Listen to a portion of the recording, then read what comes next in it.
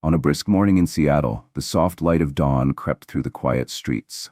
Margaret Blake, a composed and dignified veteran, stepped into Harborview Diner, a local spot celebrated for its warm atmosphere and generous breakfasts. By her side was a faded, well-traveled bag, worn from years of use. After a long flight from Chicago, Margaret was simply hoping for a peaceful meal before returning home. Inside, the cafe hummed with life. Customers exchanged light-hearted conversations, the sound of clinking dishes and brewing coffee filling the space. The aroma of crispy bacon and freshly toasted bread lingered in the air. Margaret entered quietly, her steady and calm presence reflecting the experiences of someone who had weathered life's storms. At the front, a young waitress named Claire Weston wiped down tables. Her hair was pulled back in a loose bun, and faint circles under her eyes hinted at exhaustion. As she glanced toward the entrance, her gaze lingered on Margaret, then dropped to the worn travel bag at her side. The bag's rugged and aged appearance stirred something in Claire, a memory she hadn't fully let go of. Several months earlier, a guest with a similar bag had caused a stir when it was found to contain dangerous items. That incident, though brief, had left its mark on her. The resemblance between the two bags tightened Claire's grip on her apron. Margaret, oblivious to Claire's attention, quietly chose a seat by the window, setting the bag carefully beside her. She ran a hand through her dark hair, streaked with strands of silver, and began scanning the menu. At that moment, she was just another weary traveler, searching for a quiet place to rest. But to Claire, Margaret's presence felt oddly unsettling. Should I say something? Claire wondered, her fingers nervously twisting the hem of her apron. A quiet sense of duty tugged at her. She felt responsible for ensuring the safety of the cafe and its guests. Finally, curiosity and lingering unease pushed Claire forward. She approached the table, forcing a polite smile. "Good morning," Claire greeted, her voice light but strained beneath the surface. "Can I help you with anything? Or are you waiting for someone?" Margaret looked up, her calm brown eyes meeting Claire's slightly nervous gaze. "No, just here for breakfast," she answered, her voice soft yet unwavering, the voice of someone accustomed to standing tall. Claire's forced smile remained, but her eyes once again flickered toward the bag at Margaret's feet. "I'm sorry," Claire began hesitantly, "but I need to ask, what's in the bag?" For a heartbeat, the air between them stilled. Margaret gently set down the menu, lifting her eyes to meet Claire's. "Just personal belongings," Margaret replied, her tone firm but without aggression. Claire hesitated, sensing the subtle shift in atmosphere. The quiet confidence in Margaret's voice gave her pause, but the unease still nagged at the back of her mind. From behind the counter, David, another server, watched the interaction but chose not to intervene. Claire felt his gaze, but received no support. Taking a quiet breath to steel herself, Claire stepped closer.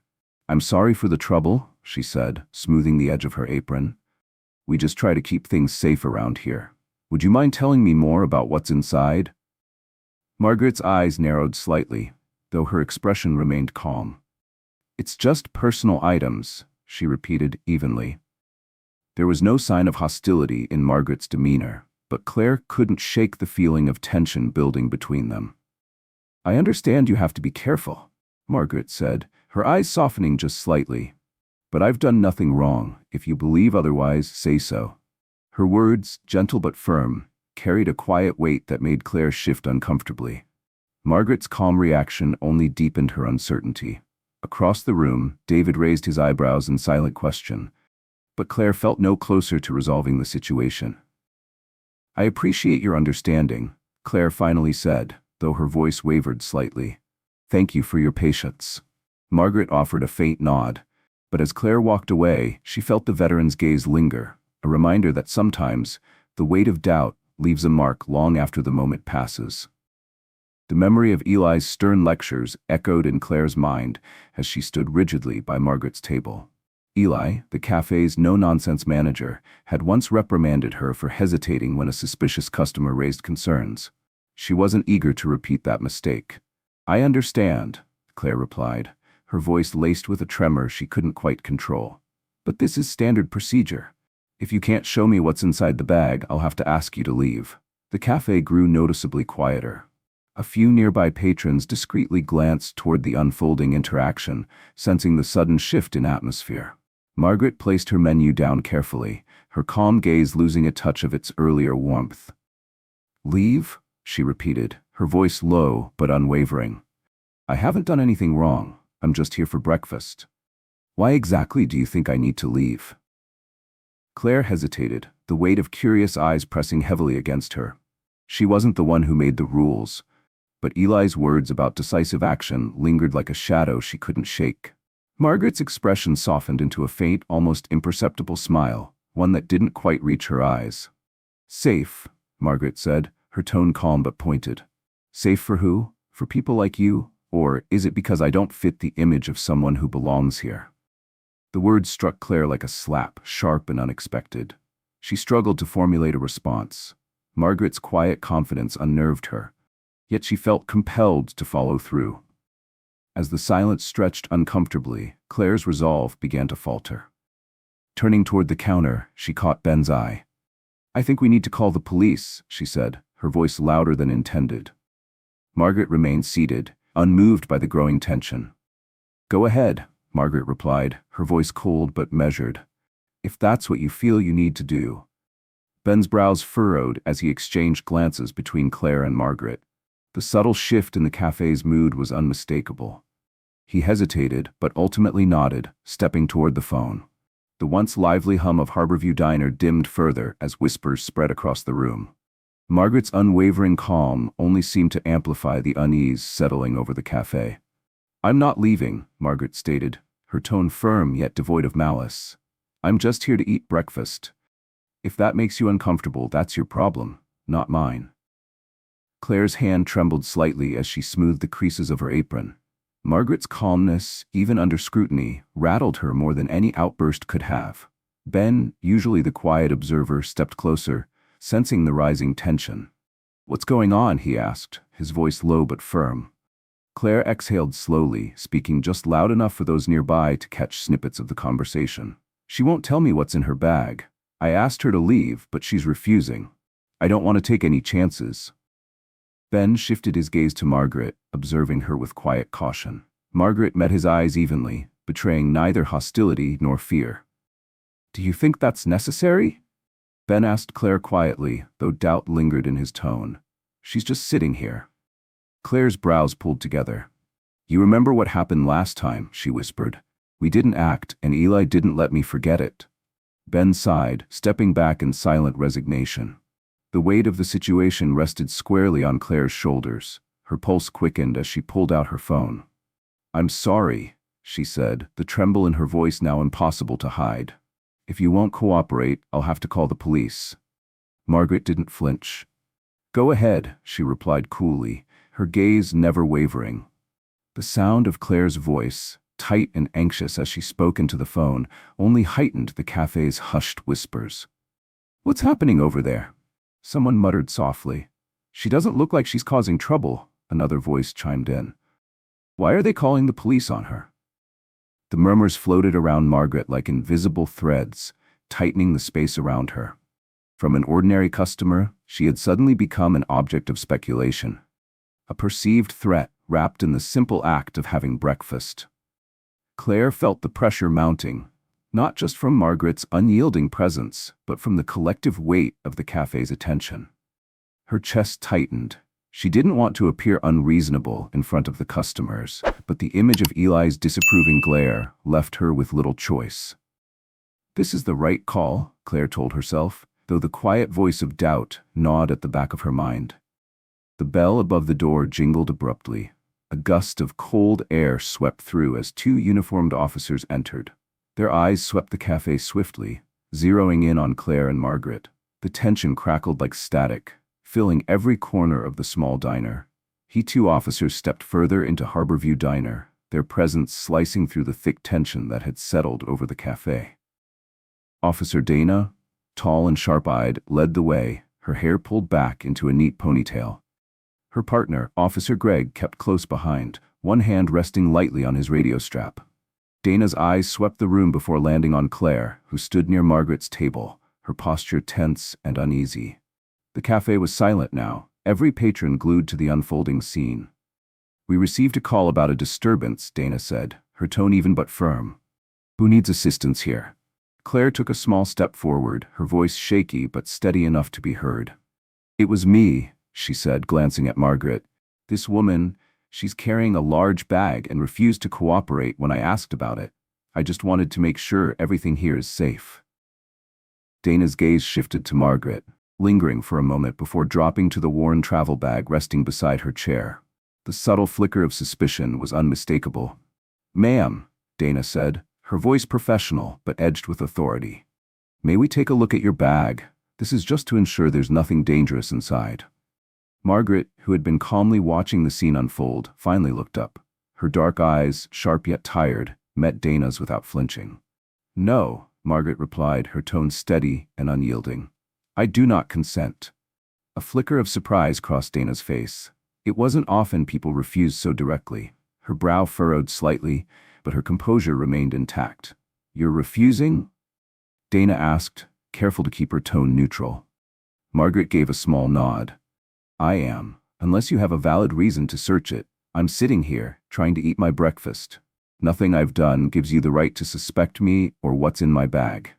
Dana hesitated for a fraction of a second, as if weighing her next words carefully. "Ma'am, we're just following protocol. If you cooperate, this can be resolved quickly." Margaret leaned forward slightly, folding her hands neatly on the table. Her voice was low, but the strength behind it was undeniable. "Protocol?" she repeated, her eyes narrowing. "Is it protocol to ask every customer in this cafe to show you what's in their bags? Because I haven't seen you question anyone else." Her words hung in the air like a thunderclap, shattering the illusion of routine procedure. For a brief moment, Dana froze. Behind her, Officer Gregg remained silent, his eyes drifting across the room as if searching for an easy exit. Around them, murmurs stirred the air. Customers exchanged uneasy glances, some shifting uncomfortably in their seats. A few discreetly pulled out their phones, recording the incident with hushed whispers. Claire felt the weight of their stares pressing down on her like a physical force. Her fingers twisted nervously around the fabric of her apron. Dana's eyes flickered toward Gregg before returning to Margaret. The cafe was small, but the judgmental silence from its patrons felt suffocating. "We don't mean to offend," Claire interjected, her voice cracking slightly under the pressure. "But you have to understand, we need to be cautious, especially these days." Margaret's gaze shifted to Claire, sharp and unrelenting. "Cautious," Margaret repeated, her voice colder now. "I understand caution. What I don't understand is why it only applies to me. No one else here has been asked to explain their belongings, so tell me, what's the real issue?" Claire opened her mouth to respond, but no words came. She felt like she was shrinking under Margaret's stare. Dana stepped in, her voice softer but no less firm. "We don't intend to discriminate," she said carefully. "We received a report and we have to follow up." Margaret let out a quiet, humorless chuckle. "A report? A report about what? A woman sitting quietly with a bag?" She shook her head, a faint smirk crossing her lips. "If that's all it takes to call the police, I'd say you're wasting your time." The cafe felt smaller now, the atmosphere heavy and stifling.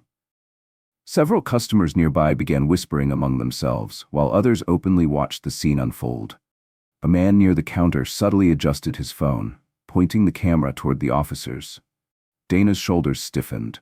She could feel the attention bearing down on her, the judgment in every silent glance. Gregg shifted slightly but stayed quiet, his presence offering no relief. "Ma'am," Dana began, choosing her words carefully. "If you refuse to let us check the bag, we may have no choice but to escalate this further." Margaret's gaze never wavered. "Escalate it," she said evenly. "If you feel that's necessary, go right ahead." The cafe seemed to hold its breath. Even Ben, who had remained passive behind the counter, now watched with growing concern. Dana's grip on her radio tightened as she considered her options, but the weight of the moment was undeniable. Margaret wasn't backing down, and neither was the room full of witnesses. Margaret zipped her bag back up, but the cafe remained draped in heavy silence. Though the officers hadn't escalated further, the weight of suspicion still clung to the air. Eyes lingered on Margaret, Claire, and the two officers standing rigidly by her table. Then a voice sliced through the oppressive quiet. What's going on here? From behind the counter, Ely, the manager of Harborview Diner, stepped out, smoothing his tie with a carefully composed smile. His simple suit and calm, measured stride exuded professionalism, the demeanor of someone ready to diffuse any situation. Before Ely could say more, however, another figure rose from a corner booth. The older man stepped forward slowly, his eyes fixed on Margaret with a gaze heavy with recognition. "Margaret Blake," the man said, his voice firm yet carrying a soft undercurrent of emotion. "Is that you?" The cafe froze once more. Margaret's eyes lifted, widening slightly as recognition dawned. "Colonel Markwell?" she replied, her voice trembling faintly. The older man gave a short nod. "Yes, it's me. I never thought I'd run into you here. You were one of the bravest soldiers I ever had the honor of commanding." A hush swept through the cafe. Claire, Ely, and the customers began to piece together who the older man truly was. Not just another diner patron, but Colonel Markwell, a decorated and respected veteran, known for leading several critical military operations. Colonel Markwell turned his gaze to Claire and Ely, his expression hardening slightly. "This woman," he began, his voice resonant, "is not just a veteran. She saved my life and the lives of my team during one of the most dangerous missions overseas. And this is how she's treated?" Ely approached the table, his professional smile holding, though internally his thoughts spiraled. He couldn't forget the last incident at the diner, when a disruptive customer had left angry, later posting about the experience online. The cafe's revenue took a hit, and Ely had been struggling to restore its reputation ever since. One more public mishap, one more viral incident, and it could permanently damage the business. For Ely, the cafe's image was more than just a job, it was personal. But as his eyes met Margaret's calm yet piercing gaze, a conflict stirred inside him. "I apologize for any inconvenience," Ely said smoothly, his voice rehearsed and composed. "I'm sure this is all a misunderstanding." Margaret's eyes didn't shift. She kept them locked on Ely, her expression unwavering. "A misunderstanding," she repeated softly, the words laced with quiet challenge. Ely forced a thin smile, though it felt fragile. "Exactly. Claire was just following our protocols, ensuring the safety of our guests. It's not personal." Claire, standing stiffly nearby, flinched at his words. His tone was light, but the implication was sharp. This wasn't his fault. It was hers. The memory resurfaced, uninvited. Another night, another customer with a large bag, the unsettling sound of something metallic rattling inside. The police had swarmed the cafe after her call, but nothing dangerous had been found. The customer left humiliated, and Ely hadn't let her forget it since. "We can't afford another incident," Ely had said back then, his words lodging in her chest like a stone. Margaret's voice pulled Claire back to the present. "Security protocols," Margaret repeated, her eyes narrowing. "Do those protocols involve targeting anyone who doesn't fit your typical image of a customer?" Ely cleared his throat, his grip tightening slightly at his side. "No, of course not," he replied, though the faint tremor in his voice betrayed him. Margaret's gaze didn't waver. The room seemed smaller now, and Ely could feel the judgment radiating from the surrounding patrons. His words weren't just for Margaret anymore. They were a shield against the collective stares of the cafe, protecting him from their silent scrutiny. But in the back of his mind, a question festered. Am I doing the right thing, or just covering myself with excuses? Claire's heart pounded in her chest. She hadn't expected Ely to redirect blame so casually, as if she alone had ignited the fire now consuming the cafe. Claire began, her voice faltering. She looked at Ely, eyes pleading for understanding. "But you told us to be careful. You said large bags, suspicious people. We couldn't take risks." Eli's eyes narrowed slightly, but his voice lowered into something firmer. "I think we should focus on resolving this, Claire," he interrupted, his smile thin and cold. Claire's throat tightened, and she lowered her head, hands trembling, as she gripped the edges of her apron. The weight of betrayal pressed heavily on her shoulders. Margaret observed the quiet exchange, her sharp eyes reading every unspoken tension between Claire and Ely. "You see," Margaret said softly, her words aimed at Ely but echoing toward the entire room, "that's the real problem, isn't it? You're more concerned about appearances than accountability." Ely stiffened but kept his forced smile in place. Colonel Markwell took a step closer, his presence casting a long shadow over the table. "Let me make this clear," Markwell said, his voice calm but unmistakably firm. "Margaret doesn't owe you an explanation for being here. She's paid more than her share of dues to deserve respect. The next time you think about questioning someone's worth, you might want to reconsider who you're speaking to." Eli swallowed hard, offering a faint nod, though he said nothing more. Claire exhaled shakily, unable to meet Margaret's gaze, as she whispered, "I'm sorry." Margaret gave a slight nod, not in forgiveness, but acknowledgement. As the cafe slowly returned to life, Eli lingered behind the counter, his thoughts racing. But deep down, he knew this wasn't a situation protocols could fix. Margaret's gaze didn't falter as Eli fumbled for words, his polished exterior cracking under the weight of the confrontation. She could see it clearly. This wasn't a sincere apology. Eli wasn't accepting responsibility. He was shifting the blame onto Claire, hoping to preserve the cafe's image while letting his employee take the fall. "Interesting," Margaret said, her voice slicing through the quiet. "You call this a misunderstanding, but where exactly did it start? Was it your cafe's policy, or the assumptions your staff made?" Eli's thin smile flickered, and for a split second his composure faltered. He recovered quickly, his tone even. "I understand your frustration, ma'am," he replied. "We'll review our procedures to make sure misunderstandings like this don't happen again." Margaret's head tilted slightly, a faint, bitter smile tugging at her lips. "Procedures aren't the problem," she said, her words deliberate. "The issue is how you and your staff see people. You can't fix that with a scripted apology." Her words landed hard, and for a brief moment, the entire cafe seemed to hold its breath. This wasn't just about Margaret. It was a larger lesson, one that pressed on everyone's conscience. Claire stood silently, the weight of Margaret's statement sinking in. Shame pooled in her chest, heavy and cold. She wasn't alone in her mistake, but she felt abandoned. Eli's attempts to smooth things over only sharpened the realization that he wasn't truly standing by her. He was protecting himself. The air in Harborview Diner thickened. Eli remained frozen, wearing that same strained smile, trying to maintain the illusion of control. But the room knew better. Claire lowered her head, her pale face flushed with embarrassment. She clutched her apron tightly, but the gesture did little to steady her trembling hands. Then, a voice rang out from the far corner of the cafe. "Enough." The single word was calm but powerful, commanding the attention of everyone in the room. An older man with silver hair and broad shoulders rose from his seat. A gleaming badge, worn proudly on the chest of his jacket, caught the light. He stepped forward, his sharp gaze shifting between Eli and Margaret. When his eyes met Margaret's, his expression softened, a flicker of recognition crossing his face. "Margaret Blake?" he asked, his voice steady yet filled with warmth. Margaret's eyes widened slightly. "Colonel Ross," she said, surprise catching in her throat. A ripple of murmurs spread across the cafe as customers realized who the man was. Colonel Ross, a decorated veteran known for leading crucial military operations overseas. Colonel Ross gave a slow nod before turning to the rest of the cafe, his voice ringing with quiet authority. "This woman," he said, gesturing toward Margaret, "is a hero. I've seen firsthand the sacrifices she made for this country.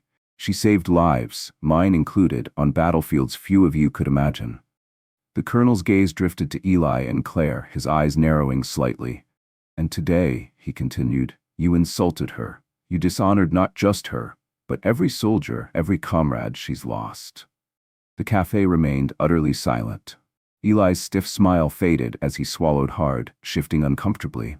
Claire's shoulders slumped further, the colonel's words cutting deeper than any reprimand. Ross stepped closer, his presence impossible to ignore. His voice softened, though the weight of his words pressed heavily on the room. "I'm a veteran too," he said, pausing for a moment. "I fought for this country, and for the values we claim to stand for, but what I see here today is a betrayal of those values." Eli cleared his throat, scrambling for composure. "Sir, I assure you, no one meant any offense. This was just a misunderstanding." Ross's sharp eyes locked onto Eli, cutting off his excuses. "No," the colonel said firmly. "This wasn't a misunderstanding. This was prejudice. This was fear disguised as policy. And you think a shallow apology will erase it?" Claire's breath hitched, her face flushing as she took a step back, feeling the weight of every stare in the room. Margaret sat quietly through it all, her gaze resting on Ross, a mixture of surprise and gratitude flickering beneath the surface. Suddenly, a voice near the window broke the silence. "I recorded everything," a customer announced, holding up their phone, "from the moment she walked in." The words hit the cafe like a shockwave. Eli's head whipped around, his eyes widening. "You can't do that," he said quickly, his voice strained. "This is an internal matter. There's no need for it to go public." The customer's eyes didn't waver. "No," they replied evenly. "This isn't just internal, it's about how we treat people." Eli opened his mouth, but no words came. His carefully crafted control over the situation had shattered. Colonel Ross stepped forward, lowering his voice so only Eli could hear. "Let this be your lesson," Ross said quietly. "She didn't need me to defend her. But sometimes, the right voices need to step in before the wrong ones shape the narrative." Eli nodded stiffly, but Ross had already turned away. Margaret met Ross's gaze as he approached her table. "Thank you," she said softly. Ross smiled faintly. "No need," he replied. "You've done enough for all of us already." As Ross returned to his seat, the cafe's tension began to lift, replaced by the hum of quiet conversations and shifting chairs. Eli returned to the counter, the weight of the morning settling into his shoulders. Claire lingered for a moment longer, casting a glance toward Margaret before whispering, "I'm sorry." Margaret gave a quiet nod, though her gaze held steady, an unspoken reminder that some lessons aren't learned easily. Claire stood frozen, the weight of the moment crashing down on her like a tidal wave. Her eyes darted to Eli, desperation flickering behind them. "We shouldn't have let it go this far," she whispered, her voice trembling. "I was just following your instructions." Eli's eyes narrowed, his tone turning icy. "This isn't the time to shift blame, Claire."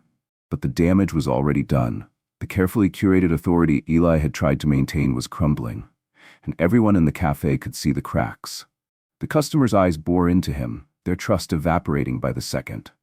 Colonel Ross watched the exchange in silence before turning to Margaret, his nod a silent gesture of respect. His voice softened, though the gravity in it remained. "They don't deserve your silence," Ross said quietly. Margaret smiled faintly, though there was a heaviness behind it, one that spoke of battles fought long ago, both abroad and within. "I didn't expect to meet you again like this," she replied, steady despite the undercurrent of emotion. Ross shifted his gaze back to Eli, his sharp eyes narrowing. "You have no idea what this woman has done for this country," Ross said, his voice cutting through the cafe like steel. "And yet, instead of treating her with the dignity she deserves, you greet her with suspicion." Eli's posture stiffened as he fought to keep his composure. Sweat gathered at his brow. He knew deep down that this had escalated far beyond his control. Margaret spoke next, her tone calm but unwavering. "Thank you, Colonel," she said, her gaze steady. "But I don't need anyone to defend my honor. What I need is for people to recognize that prejudice like this shouldn't happen to anyone." The customer with the phone pressed a button, their voice slicing through the cafe. "Don't worry," they said. "This story will get out." The dynamic shifted instantly. The moment Colonel Ross stepped in and the customer took action, Eli and Claire could no longer sidestep accountability. What had started as an isolated misunderstanding now stood poised to become a public reckoning. The cafe doorbell chimed softly as Margaret rose from her seat, pulling her worn travel bag along. The eyes of every patron followed her as she made her way toward the exit, the weight of unspoken apologies pressing down on the room. Ross gave her one last nod of respect. As she passed, the customer holding the phone whispered, "We'll get to the bottom of this." Margaret offered a small nod, though the exhaustion behind her eyes lingered. That afternoon, Margaret sat at her kitchen table, the events of the day replaying in her mind. The injustice she'd faced didn't just weigh on her, it stirred something deeper. This wasn't just about me, she thought. Margaret opened her laptop and began typing. In a quiet but resolute tone, she recounted the events at Harborview Diner. She described the pain of being judged by appearances, the weight of prejudice lingering even after years of service to the country. Her words were not laced with anger, but they were powerful. Those of us who have sacrificed for this country should not return home only to be seen as threats. We gave our youth, our strength, and sometimes our peace of mind. We deserve more than suspicion. By nightfall, the post had been shared thousands of times. Veterans from across the country flooded the comments with similar stories, small moments of prejudice that collectively painted a broader picture. Within hours, the local news had picked up the story. Headlines emerged. Veteran confronts discrimination at local cafe. Hero denied dignity in her own community. Photos of Margaret, both from her military days and of the cafe incident, spread rapidly. Soon, national outlets began covering the story. Eli's Harborview Diner found itself at the center of a storm. Calls poured in. Emails demanding accountability flooded their inbox. Social media exploded with calls to boycott the diner until meaningful action was taken. The pressure mounted, and the cafe's staff, particularly Claire, bore the brunt of the backlash. A week later, Eli stood in front of a cluster of cameras, his face drawn and weary. A small podium with the Harborview Diner logo stood between him and the press. "We sincerely apologize to Ms. Margaret Blake and the veteran community," Eli began, his voice tight but rehearsed. "The incident that occurred at our cafe highlights failures in management and staff training. We take full responsibility and are committed to making things right." Eli went on to announce that all cafe staff would undergo sensitivity and diversity training. A donation would also be made to a veterans support organization. But the apology felt hollow to many. In comment sections and news articles, voices questioned the sincerity of Eli's words. "This is just damage control. Would they have done this if it hadn't gone viral?" Meanwhile, Claire remained conspicuously absent from the cafe. She received hate mail, accusatory comments online, and endless guilt gnawed at her from within. In the weeks that followed, Margaret continued to speak out, not just about the cafe, but about the larger issue at hand. Her voice became one of quiet authority, reminding people that change starts with recognizing the humanity in others. One evening, Claire stood outside Harborview Diner, unsure whether to enter. With shaking hands, she sent Margaret a message. "I'm sorry. I hope you can forgive me someday." Margaret replied hours later with a simple response. "Forgiveness isn't the point, Claire. Growth is." Guilt weighed heavily on Claire as the days passed. The fallout from her actions at Harborview Diner left a lasting impact, not just from public backlash, but from within. She found herself facing criticism from coworkers, strained relationships at work, and a constant ache of regret she couldn't shake. The messages she received weren't always harsh, but the weight of knowing she had hurt someone, not through malice, but through fear and prejudice, lingered deeply. On a quiet evening, Claire sat alone in her small apartment. The dim light of her kitchen table cast long shadows as she stared at a blank sheet of paper, pen trembling in her hand. With a deep breath, she began to write. "Dear Miss Blake, I want to offer my sincerest apologies for what happened at Harborview Diner. I acted out of ignorance and fear. I never stopped to consider how my actions or assumptions might affect you. I let prejudice cloud my judgment, and for that, I am truly sorry. You deserve respect, not suspicion. I regret letting you down, and I am working hard to ensure that something like this never happens again." Claire paused, her heart pounding as she continued. "This incident has forced me to reflect on myself, and I've started participating in training to better understand my biases. I'm learning to be more thoughtful, and I promise I won't let fear dictate my actions again. I know words alone aren't enough to erase the hurt I caused, but I hope one day you can see the change I'm trying to make. Sincerely, Claire Weston." After sealing the envelope, Claire placed it carefully in the mailbox, hoping her letter would convey the sincerity she felt. The days following the incident weren't easy for Eli either. His public apology had eased some tension, but he knew that words were only the beginning. Sitting in his office late one evening, Eli reviewed Harborview Diner's policies. Vague security measures he had implemented meant to ensure safety had inadvertently encouraged suspicion and unfair targeting. "We need to change," Eli said during a staff meeting, the cafe silent around him. "Not because people are watching us, but because it's the right thing to do." He looked around at his staff, their faces etched with exhaustion and uncertainty. "From now on, this cafe will be a place where everyone feels welcome, no exceptions." Eli announced mandatory sensitivity training for all employees, focused on bias recognition, de-escalation, and respectful communication. But he didn't stop there. "We need more than policies," Eli told the team. "We need action."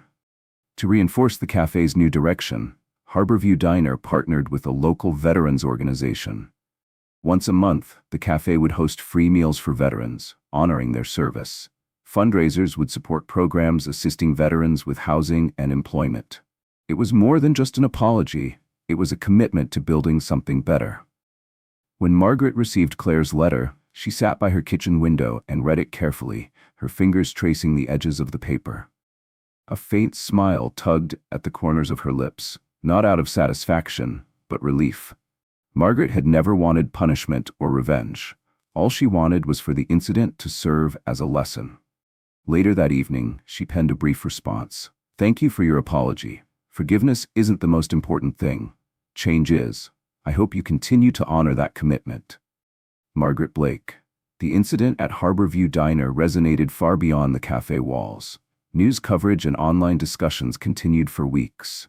Veterans and marginalized groups shared similar stories, prompting broader conversations about prejudice, assumptions, and accountability. Eli's Cafe slowly regained its footing, though some remained skeptical. But as time passed, something shifted. Customers began returning, not just out of curiosity, but because they saw real change. Staff greeted everyone with warmth, and the cafe's new community events drew crowds eager to show support. Margaret's story, though unintended, became a symbol of resilience. Her quiet strength reminded the community that sometimes standing up for what is right can ripple outward, inspiring reflection and growth in others. Months later, Harborview Diner hosted its first Veteran Appreciation Night. The room buzzed with laughter and conversation, veterans and their families enjoying meals free of charge. At the back of the room, Claire worked diligently, ensuring every table was taken care of. Margaret walked through the door just as Colonel Ross was shaking Eli's hand. Spotting Claire, Margaret offered a small nod. Claire hesitated but then approached. "Thank you for coming," she said softly, nervously tucking a loose strand of hair behind her ear. Margaret smiled gently. "Thank you for inviting me." In that small exchange, there was no animosity, only growth. Some lessons come with heavy prices, but what matters most is what happens afterward. As Margaret sat down at her table, the hum of the cafe continued, carrying with it a renewed sense of hope and belonging. The journey of Harborview Diner didn't end with one apology or a single event. It became a living testament to the idea that confronting mistakes head-on can inspire lasting change, not just for individuals, but for entire communities. Claire learned to view others with fairness and empathy, her experiences at the diner shaping her into someone more aware of the quiet biases that once clouded her judgment. For Eli, the realization struck deeper.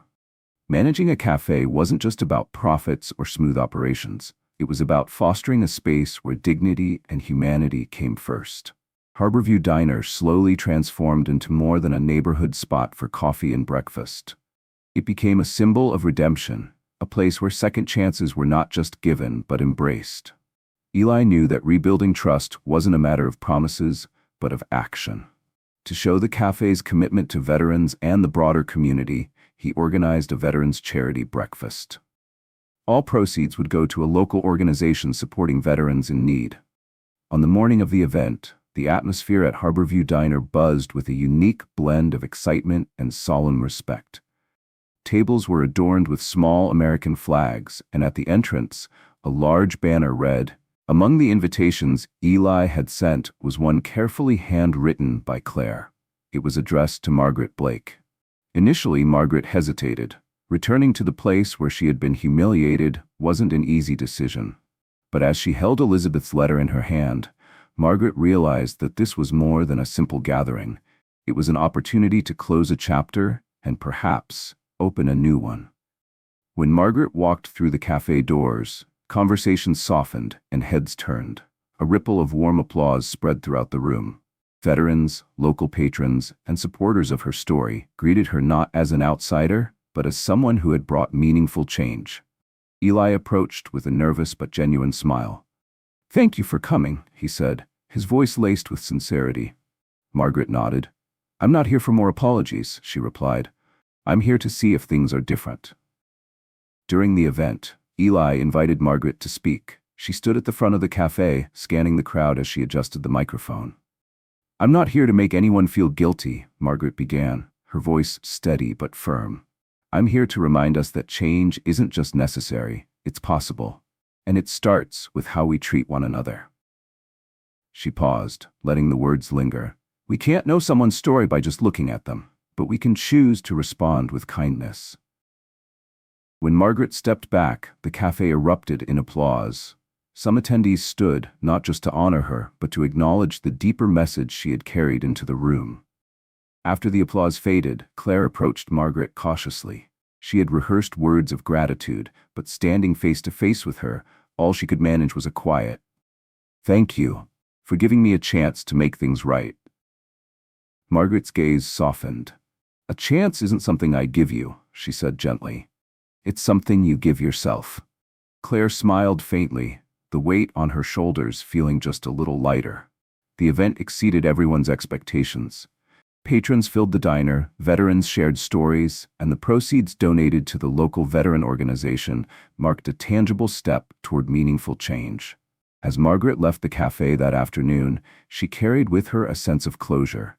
Not because everything was perfect, but because something had shifted. A week later, Margaret received an email from a nonprofit organization focused on social equity.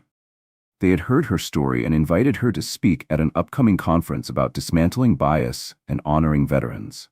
At first she hesitated. Public speaking wasn't something she sought out. But as she reflected on her experience at the cafe, Margaret realized her story could reach further. At the conference, she stood before hundreds, community leaders, educators, and individuals seeking to understand their own biases. "I'm not someone who seeks attention," Margaret began, her gaze sweeping the room. "But I've learned that silence doesn't change anything. Bias doesn't just harm individuals, it weakens entire communities." Her words were met with a standing ovation. Afterward, attendees approached to thank her, some admitting the profound effect her story had on their perspectives. Meanwhile, Eli fulfilled the promises he had made at the cafe. He led bias awareness training sessions not only for his staff, but for himself, confronting the assumptions that had contributed to the incident. Claire, too, committed herself to personal growth. She began volunteering at a veteran support center, dedicating her time to outreach programs aimed at bridging the gap between civilians and those who had served. One day, Margaret received a small envelope in the mail. It was a card from Claire. "Dear Miss Blake, thank you for teaching me one of the most important lessons I've ever learned, that we can all change, but it starts with humility and a willingness to listen. With gratitude, Claire." Margaret smiled as she read the words, knowing that even the smallest acts of accountability could ripple far beyond the moment. Harborview Diner became more than just a place for breakfast. It stood as a reminder that mistakes, while inevitable, can lead to growth when met with sincerity and action. On the wall near the entrance, Eli had framed a simple quote from Margaret's speech. "We can't know someone's story just by looking at them, but we can choose to respond with kindness." It wasn't just decor. It was a daily reminder of the day a single voice helped reshape an entire community. As Margaret read Claire's card, a soft smile tugged at her lips. It wasn't grand gestures that moved her. It was the acknowledgement that even small actions could ripple outward, creating meaningful change. Harborview Diner, once a quiet corner cafe overshadowed by its mistakes, now stood as a beacon of redemption. Margaret's story hadn't just changed the diner. It had reshaped the way the community viewed bias, empathy, and the treatment of others. Her journey didn't end with a charity breakfast. It lived on in conversations, quiet reflections, and subtle, yet powerful shifts in how people interacted with one another. Margaret's experience became a reminder to the town that kindness is never wasted, and even in the face of injustice, resilience and courage can pave the way for something better. Her story didn't just highlight the consequences of prejudice. It proved that from painful moments can come lasting progress. Harborview Diner's transformation wasn't about erasing the past, but about building a future where everyone felt seen and valued. How do you feel about the way Harborview Diner handled the situation? Were the changes they made enough to atone for their initial mistakes? We'd love to hear your thoughts. Share them in the comments below. If this story resonated with you, don't forget to like, share, and subscribe to help spread its message and stay connected for more inspiring stories. Remember, change begins with small actions, and kindness is never wasted.